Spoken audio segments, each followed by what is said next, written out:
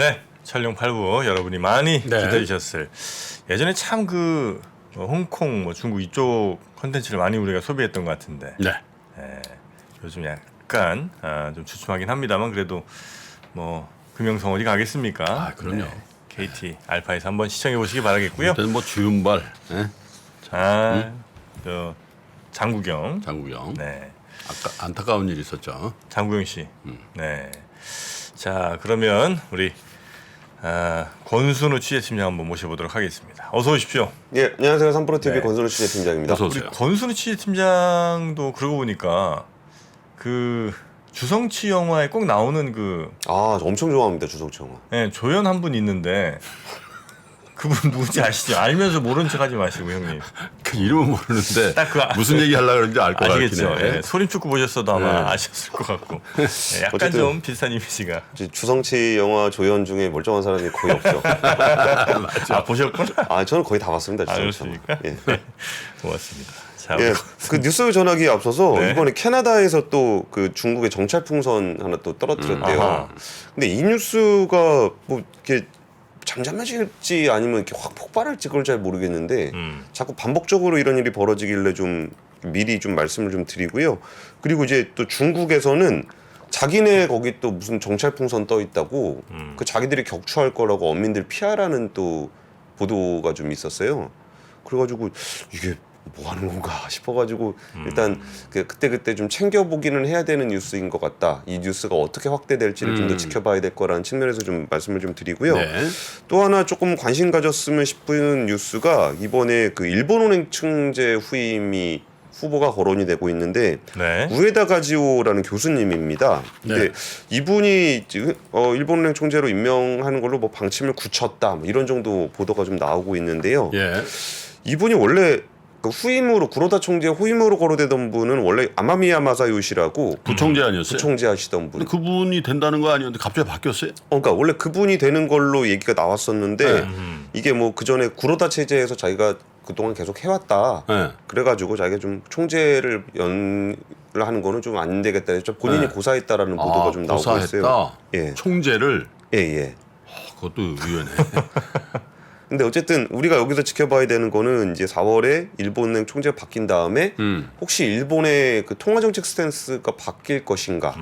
근데 원래 그 부총재가 된다고 뉴스가 나왔을 때 네. 구로다의 정책이 그대로 이어진다. 왜냐하면 구로다 밑에서 계속 부총재를 해왔고 이분도 언급을 했던 걸 보면 구로다만큼이나 완화적인 스탠스를 가진 사람이다. 예. 근데 그래서 사실은 달러가 강세로 갔던 측면도 맞아요. 있었거든요. 예. 근데 그 교수님은 어떤지 모르겠네.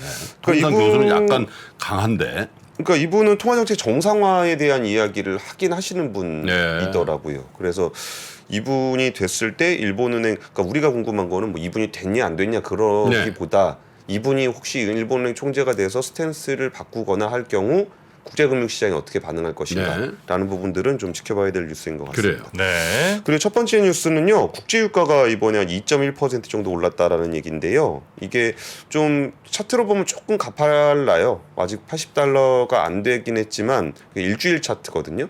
근데 이 일주일 차트가 이렇게 좀 가파르게 올라오게 됐던 이유가 그 러시아가 자국산 석유 제품에 대한 그 서방 국가가 이제 가격 상한제를 했거든요. 예. 그러니까 또 거기에 대해서 감산을 하겠다 그랬어요. 아하. 그러니까 러시아가 이제 하루에 한 50만 배럴 정도의 석유 생산을 줄인다라고 발표를 하면서 국제 유가가 좀 올랐거든요. 네. 그러니까 이게 그 가격 상한제를 자꾸 얘기하다 보니까 이제 조금 헷갈리시는 분들이 좀 있을 것 같아서 구분을 좀 해드리면 네. 그 원유에 대한 가격 상한제가 있습니다. 러시아산 원유. 네. 이거는 작년 12월에 가격 상한제를 도입을 했어요. 네. 그리고 이번에는 석유 제품에 대한 가격 상한제를 도입을 하는 겁니다. 석유 제품은 그러니까 원유가 있고 원유를 갖고 오면 가공을 하겠죠. 가공을 해서 네. 뭐 휘발유, 디젤유, 뭐 제트유 이런 식으로 가공을 하잖아요. 그게 석유 제품입니다. 네. 그러니까 이번에 그 유럽에서 또 다시 추가하고 있는 거는 석유 제품에 대한 가격 상한제를 추가를 하고 있는 거예요. 근데 여기서 우리가 좀 관전 포인트가 또 뭐가 있냐면은 그 EU가 원유에 대한 가격 상한제를 했더니 러시아가 그 원유를 중국이랑 인도 이런 데 싸게 팔았잖아요. 그렇죠. 그러면서 이게 좀 가격 상한제 효과 없는 거 아니냐, 뭐 중국이나 인도만 논한 거 아니냐, 뭐 이런 얘기들 좀 했었잖아요. 네. 근데 석유 제품 같은 경우는 조금 다른 게 그러니까 중국이나 인도는 원유는 수입을 해오는데 음. 석유 제품은 수출을 하는 국가입니다. 네. 근데 그럼 러시아가 지금 석유 제품 가격 상한제가 도입이 돼가지고 그럼 유럽에 못 팔게 되면 우리 우리한테 적대적이지 않은 인도나 중국에다가 석유 제품 팔면 돼라고 얘기할 수가 없어요. 그러니까 인도나 중국은 자기들도 순수출국이기 때문에 네. 굳이 러시아산 석유 제품을 사야 될 이유가 좀 없는 상황입니다. 아니죠. 아니 그 원가 싸게 사와갖고 거기서 정제해갖고 팔면 되잖아요. 아니요. 그건 원유고. 그러니까 원유를 싸게 사서 그냥 팔면 되잖아요. 근데 석유 제품에 대한 가격 상한제가 유럽에 도입이 되니까 네. 러시아가 지금 이제 유럽에다가 못 팔게 됐잖아요. 석유 제품. 그렇죠. 그러면 예전에는 원유 사다 쓰는 중국이나 인도에다 팔 수 그렇죠. 있었는데 네. 네. 석유 제품은 인도나 중국도 자기들도 내다 파는 품목이라고요. 그러니까 원유를 들여다가 석유 정제해가지고 거기서 네네.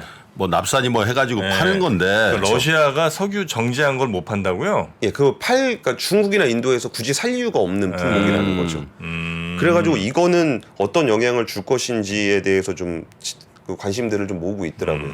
근데 제가 이 얘기를 왜 굳이 이렇게 좀 길게 드렸냐면은 지난해 4분기에 우리나라 정유사들이 실적 발표를 했는데 네네. 연간 기준으로는 정유사들이 다 사상 최대 실적을 냈습니다. 네. 그런데 4분기는 다 적자를 냈어요. 그러면서 거기에서 전망을 할 때 주로 얘기했던 부분들이 러시아 유럽의 석유 제품에 대한 가격 상한제 때문에 정유사들의 어떤 그런 것들은 좀 좋아질 수 있다라는 얘기를 좀 했어요. 네. 그래가지고 이 부분들이 이제 우리나라 정유주라든지 뭐 이런 거에 영향을 좀 미칠 수 있고 여기에 더해서 러시아 감산과 중국의 리오프닝 이게 겹치면서 그럼 중국이 리오프닝 하면은 석유 많이 쓰게 될 거야라는 전망과 러시아가 감산을 한데 요 뉴스가 겹치면서 어떤 식의 변화가 나타날지를 조금은 지켜볼 필요가 있는 것 같아요. 네네네. 그동안은 유가가 굉장히 좀 떨어져서 인플레이션 잡는 데 좀 도움을 줬는데 지금 리오프닝과 중국의 감산 그리고 이게 석유 제품에 한정됐다라는 것들이 유가를 좀 더 밀어 올릴 가능성이 있다라는 거. 석유 제품들은 지금도 그럼 유럽에 혹시 팔군 있습니까? 아니면 아예 그냥 러시아는 많이 팔죠. 석유 제품은 예. 그거 가격 상한이 걸린다는 거죠? 그렇죠. 그럼 싸게는 팔겠네요? 그러니까 싸게는 팔 건데 이거를 누가 살 것인가가 더 오히려 더 골치 아픈 상황이 될 수도 있어요. 그럼 가격을 많이 할인해야 될 수도 있고 그러니까 러시아가 타격을 입게 되면은 감산을 좀 더 세게 해가지고 가격을 좀 더 압박할 수도 있고 네네네. 그런 상황이라는 점을 좀 말씀을 좀 드리겠습니다. 자칫 그러면 중국이든 우리나라든 석유 제품 수출에 긍정적인 영향은 아닐 수도 있겠네요. 그러니까 지금 석유 제품 쪽하고 네. 유가 쪽이 좀 다르게 움직일 가능성이 예, 있는 거예요. 예. 그러니까 유가는 감산 때문에 좀 올라갈 가능성이 있는 실제로 거고 올랐죠. 네, 올랐고 그럼 석유 제품 쪽은 러시아가 이걸 뿜어냈을 때 아니, 그 얘기를 종합해 보면 우리나라 그 석유 업체는 안 좋다는 얘기네. 아니죠. 유가는 오르고 예. 제품가는 떨어지니까. 근데 그게 러시아산 석유 제품을 다 쓸 수 있는지에 대한 건 다른 거잖아요. 제한된 못 사는 나라들이 되게 많잖아요. 러시아 석유 자체를 살 수 없는 나라? 네, 석유 제품을 그러니까 러시아산을 물건을 쓸 수 없는 그러니까 러시아 제재에 동참하고 있는 국가들이 많잖아요. 그런 데 가격은 유가는 올라가고 석유 제품은 거기에 따라서 같이 올라갈 가능성이 있죠. 알겠습니다. 그러니까 예를 들어서 유럽 연합 같은 경우는 석유 제품을 러시아 걸 못 쓰게 되면은 우리 것도 땡겨다 써야 되잖아요. 뭐 그럴 수 있겠죠. 그러면 우리 입장에서는 좋을 수도 있죠. 대신 이제 우리 걸 쓰던 러시아 거를 사도 되는 그 나라들 입장에서는 러시아 게 더 싸지니까 그 수요가 좀 줄어들면 혹시 근데 러시아의 석유 제품이 그렇게 많아요? 러시아가 원유 가스를 그냥 원래대로 그냥 원액이라고 그래 뭐라 그래 그걸로 나가는 게 훨씬 많을 걸. 근데 그렇진 않은 게 네. 요즘에 주유소 보면은 휘발유보다 경유가 더 비싸잖아요. 옛날에는 경유가 당연히 쌌는데 네네. 그게 원래 유럽이 대부분 러시아산 디젤을 썼어요. 근데 그거를 이제 수출이 그러니까 교역이 막혀버리니까 거기 디젤 여기저기서 막 사들이다 보니까 그렇게 된 거거든요. 그러니까 유럽은 의존도가 높아요. 러시아 근데- 의존도가. 네. 자, 두 번째 뉴스. 저는 어쨌든 긍정적인 방향으로 보고 있습니다. 알겠습니다. 그리고 이게 중국 경제가 미국 경제가 어떻게 흘러갈 것인가에 대한 시나리오에서 우리가 이전에 몇 번 얘기했던 건데 연착륙이냐 경착륙이냐가 아니라 무착륙이다라는 시나리오가 부상하고 있다. 이게 월스트리트저널에서 좀 얘기가 제가 한번 나오고 말씀드렸었죠. 예. 노랜딩. 네, 노랜딩. 이게 그 이번 주에 좀 관심을 가지셔야 되는 포인트는 네. 14일에 미국의 CPI 소비자 물가 지수가 나와요. 네. 그러면 물가 상승률이 이전보다 둔화가 되면 인플레이션은 확실히 잡혔다라는 시그널로 볼 수 있거든요. 그러면 여기서 지금 월스트리트저널 전문가들이 예상하기로는 한 6.2 정도로 예상을 하고 있는데 네. 작년 12월에 6.5였습니다. 6.5. 예, 근데 한 6.2 정도 나오면 인플레이션이 잡히는 숫자는 유지가 된다라는 겁니다. 그렇게 되면은 그러면은 지금 농업 부문에서 그러니까 그 노동 부문에서는 실업률이 3.4%로 최저치인데다가 최근에 1월 비농업 일자리 51만 7천 개 증가해서 시장 전망치 엄청 상회하게 나왔잖아요. 그러면 기준금리 인상이 노동시장에 영향을 주고 경기 침체로 이어져야 한다는 게 원래 시나리오였는데 기준금리를 인상을 해서 물가는 잡았는데 노동시장에 영향을 주지 않는다? 그러면 경기 침체가 될 이유가 없는 거 아니에요? 물가도 잡고 노동은 괜찮고. 예. 네. 근데 이 논쟁이 사실 작년 8월에 굉장히 세게 있었어요. 네. 레리 서머스하고 제넷 옐런이 둘이 논쟁을 했습니다. 레리 서머스는 뭐라 그랬냐면은 2년 안에 경기 침체 확률 75%다. 역사적으로 경기 침체 없이 물가를 잡은 적은 없다. 이게 레리 서머스의 주장이었고요. 네. 그다음에 이제 제넷 옐런은 실업률이 큰 폭으로 오르지 않고도 인플레이션 낮추는 게 가능하다라고 주장을 했습니다. 그렇군요. 예. 그래가지고 이게 옐런 장관은 고용 시장의 압력을 일부 완화할 필요가 있겠지만 실업률이 반드시 급등해야 한다고 말하고 싶진 않다. 그래가 물론 재무장관 입장이긴 합니다. 네. 그래갖고 이렇게 되고 있는데 예전에는 서머스가 한번 이겼거든요. 경기 침체는 무조건 물가 이거 일시적이지 않다. 무조건 잡아야 된다라는 거를 이겼는데 네. 사실 이렇게 되면은 제너 옐런이 이길 수도 있는 시나리오에 대한 얘기가 나오는 거예요. 그러면서 요새 나오는 숫자들 노동 관련한 숫자들이 정말 자잘한 것들도 얘기를 많이 하게 되는데 제조업 분야의 평균 주당 가동 시간이 1.2% 상승했다. 그 가동 시간이 상승했다는 거라 그러면 어떻게 되냐면은 임금 상승률은 둔화가 됐는데 네. 가동 시간이 늘어났다는 거는 근로 시간이 늘어났다는 거잖아요. 그러면은 이거 곱하면은 평균 임금은 많이 받게 됐다. 그러니까 임금 상승률은 떨어지지만 일을 더 열심히 하고 네. 좀 더 그 임금을 많이 받게 됐다라는 겁니다. 그래서 노랜딩 시나리오가 이제 점점 얘기를 받고 있지만 물론 월스트리트저널도 노랜딩 시나리오는 아직은 소수다라고 좀 얘기는 하고 있습니다. 그래서 어쨌든 14일에 나오는 CPI를 그렇군요. 보시면서 이런 논쟁들이 있는 가운데 CPI가 나오게 될 것이다. 옐런과 서머스의 논쟁. 예. 김한진 박사님이 맞다고 봐요. 저는. 김한진 박사님은 어느 쪽이셨죠? 서머스 쪽에 조금 가깝다고. 아, 봐야죠. 그렇습니까? 네. 조금. 네. 내일 나오시죠. 내일 나오시니까 한번 또 자세히 한번 여쭤보고요. 근데 노랜딩 얘기가 나오는 걸 가지고 이제 전문가들하고 얘기를 해보면은 야 저런 얘기 또 설레발 하면 분명히 고점이다 설레발하면 고점이다 그러는데 어쩌다 보니 그 노랜딩 얘기까지 나오고 있습니다. 네. 예. 자, 그럼 세 번째 뉴스도 가볼까요? 중국 리오프닝에 한국의 실질 GDP가 0.16%포인트, 수출이 0.55% 확대될 것이다. 이게 그 지금 우리나라 증시 기준으로 봤을 때 가장 눈앞에서 영향이 클 거라고 보는 이벤트는 중국의 리오프닝이거든요. 네. 근데 이번에 무역협회에서 중국의 리오프닝에 따른 우리 경제 영향 분석 보고서라는 걸 발간을 했어요. 네. 근데 이거를 단순하게 우리가 뭐 리오프닝이 뭐 영향이 있다 없다 이런 거 얘기하기보다 전문가분들이 이렇게 분석 보고서 내면 한 번씩 읽어보면 좋을 것 같아요.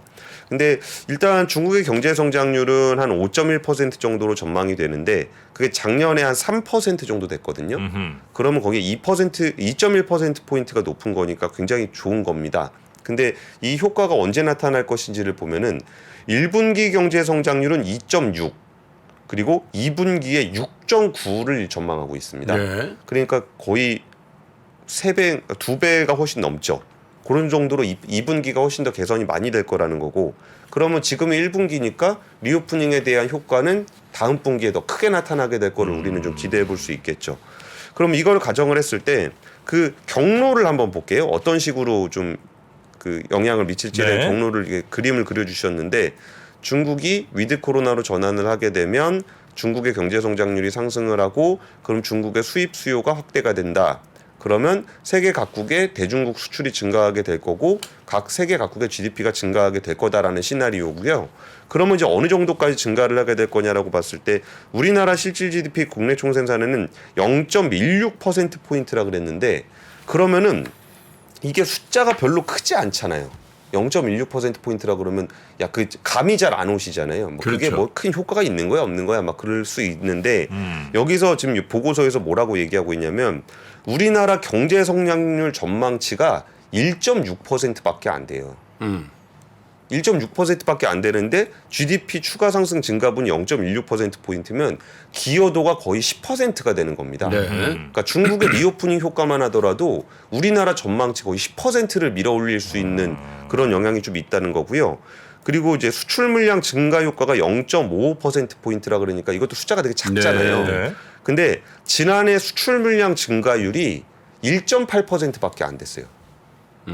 근데 0. 전체 다 해서. 예. 네. 근데 거기 0.55%가 올라간다는 거는 31%를 밀어 올리는 겁니다. 작년 대비로는. 아니 난 그래서 저 뉴스 헤드라인을 보고 예. 야 저거밖에 안 되냐? 그랬거든. 그렇죠. 그렇게 해석하니까 또 에? 그러니까요.